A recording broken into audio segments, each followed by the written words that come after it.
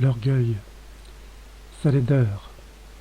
Pour aucune injustice ne garde rancune à ton prochain, et ne fais rien au milieu des actes de violence. L'orgueil est odieux à Dieu et aux hommes, et pour les deux, l'injustice est une équité. La domination passe d'un peuple à un autre, à cause de l'injustice, des injures et de la convoitise des richesses. Pourquoi s'enorgueillit ce qui est terre et poussière? Car pendant sa vie, je mets le trouble dans ses membres. La maladie est longue, le médecin se rit, et le roi d'aujourd'hui mourra demain. Et quand l'homme est mort, il en partage les larves, les bêtes et les vers.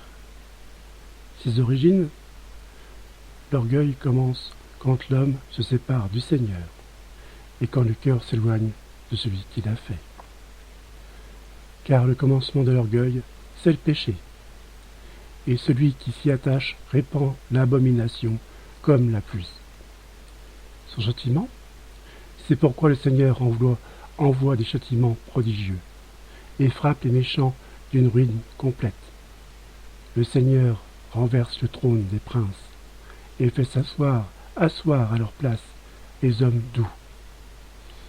Le Seigneur arrache les racines des nations, et plante les humbles à leur place.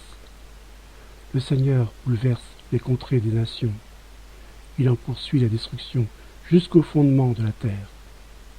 Il en dessèche plusieurs et en extermine les habitants. Il efface leur mémoire de la terre.